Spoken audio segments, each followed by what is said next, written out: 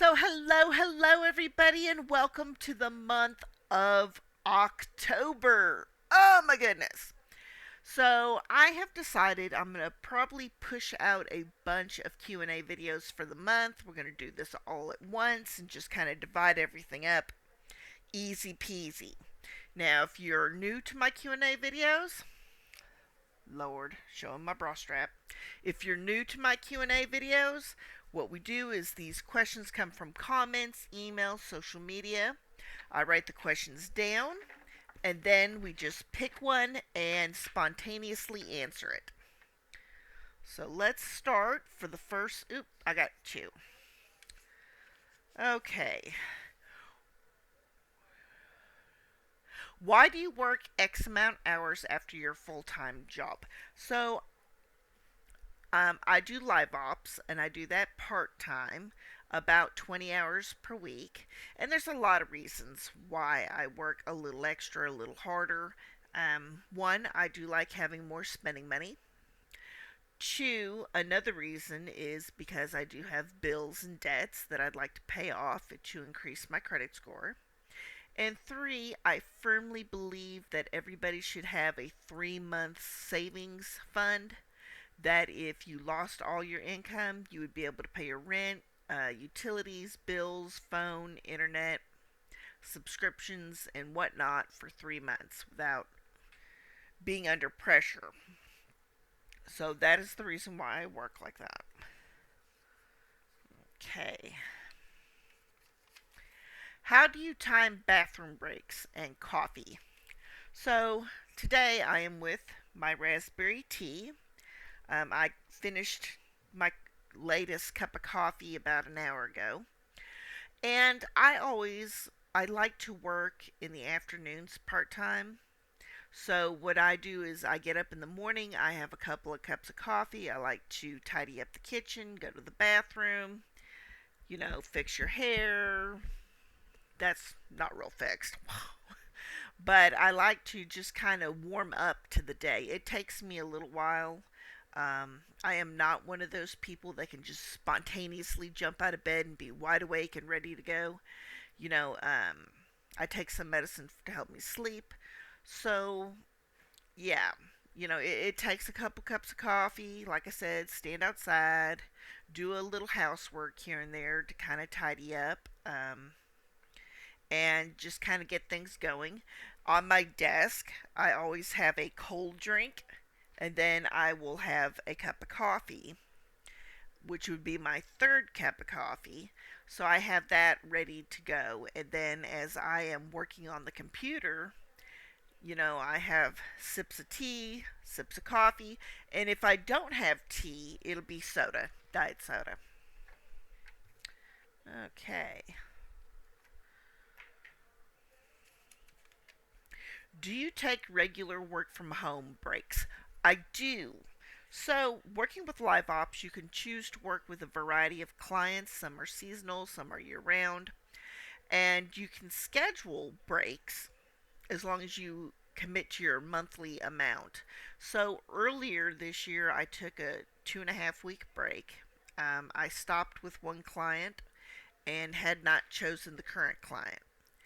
And doing that, I went swimming, deep cleaned the house, moved furniture around, kind of went through my closet and purged everything, moved furniture around in my room, changed how my bed was, um, just got some things done that I wanted to do as far as reading and working on videos. But I do enjoy a 2 week break once a year, and I do schedule that around my work from home live ops job. What does a 1099 job look like? Well, unlike a regular job where you're expected to fight traffic and get dressed up all fancy schmancy, 1099 does require good time management skills. So if you know that you have to take your kids to daycare, pre kindergarten, friends or relatives' house, you can do that and schedule yourself around your family commitments. But it is a commitment, and when you shut that door to your office, bedroom, wherever you're got your place set up, that you are focused, laser focused on the job, and that the same work quality that you would have in person in a brick and mortar office is the same or better work quality that you provide from home. But it does take some time. It's hard, if you have kids and maybe they're still breastfeeding or they're very young. It's difficult. You got to work with your schedule. What is the difference between remote and hybrid? So remote is 100% in your home. Hybrid is exactly what it sounds like. It is partly at home and partly in the office. Sometimes a hybrid schedule might be 1 or 2 days out of the week, or maybe 4 or 5 days out of the month that you come into the office and you do some meetings there, do a little of this, a little of that. It may not even be a full work day. It might be 2 half days, maybe Monday and a Thursday in the mornings, just to handle paperwork and meetings and in person things.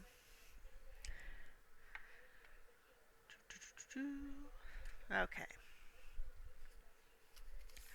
I see your fur babies. Tell me about them. So I have two cats. Both are boys. One is Nalty, and the other one is Mochi. Both of them are Asian names.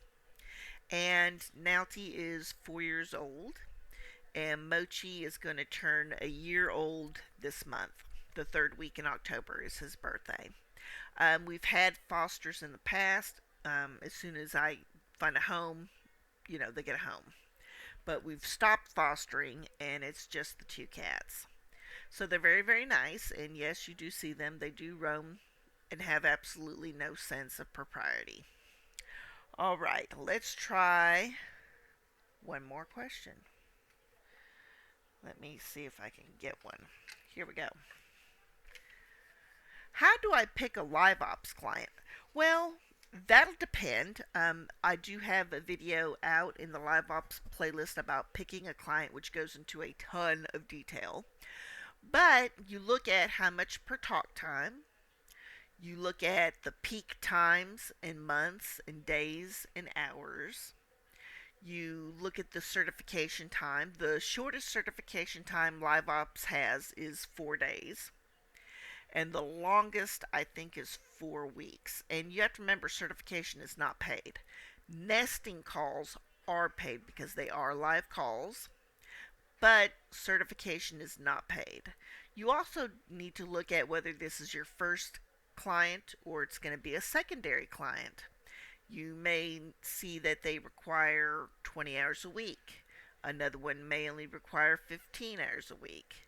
So you need to decide according to your family's needs and your needs, the scheduling of that. Do you really, really want to work two clients, or just work full time for one client, or part time for one client like I do? All right, everybody. Thank you so much for this Q&A time, and I will see you next time. Have a good one.